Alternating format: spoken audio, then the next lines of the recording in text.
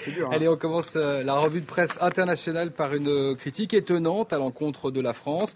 Les Israéliens, en tout cas c'est dans le quotidien Haaretz, estiment qu'ils sont plus tolérants envers les musulmans que les Français, obsédés qu'ils sont par la burqa. Oui, je vais vous lire en longueur cet article publié dans Haaretz. Effectivement, le titre, vous l'avez dit, les Israéliens plus tolérants envers les musulmans que les Français, obsédés qu'ils sont par la burqa. La France, le pays où personne ne proteste quand une femme prend un bain de soleil les seins nus sur une plage, mène maintenant une guerre dans le sens inverse.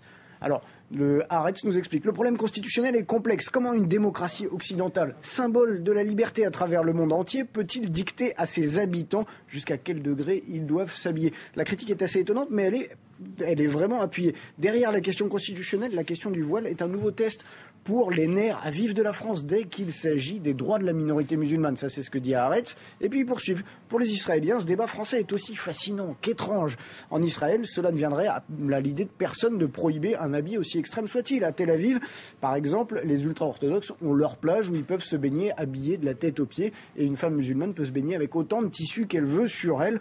Il est ironique que le lieu de naissance de Voltaire, où la tolérance se mesurait jusqu'à peu avec un fil de bikini, s'occupe maintenant de l'épaisseur du voile. Voilà ce que dit Haaretz. C'est vrai que c'est assez étonnant comme critique. Et en revanche, c'est le comportement d'Israël qui est critiqué, cette fois par la presse britannique. Oui, et c'est à la ligne de The Independent. On voit un officier, devant un tank.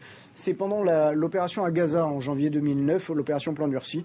Un commandant israélien, nous avons réécrit les règles de la guerre pour l'opération à Gaza. Ce qu'il explique, cet officier, sous couvert d'anonymat, et c'est une exclusivité de The Independent, c'est que jusqu'ici, les règles de l'engagement israélien dans des conflits comme ça, c'était de tirer uniquement lorsqu'une personne présentait une menace. C'est-à-dire si la personne en question avait une arme et faisait mine de s'en servir. Eh bien, ces règles ont été supprimées pour l'opération à Gaza, et la règle était 0 mort côté israélien. Du coup, on tirait à tout va. Il y a un témoignage d'un militant des droits de l'homme qui dit si ce témoignage d'officier est vrai, c'est une vraie bombe, un smoking gun, comme disent, un pistolet fumant, comme disent les Britanniques. L'opération Plan Durci s'est déroulée dans une des zones, nous rappelle The Independent, les plus densément peuplées au monde.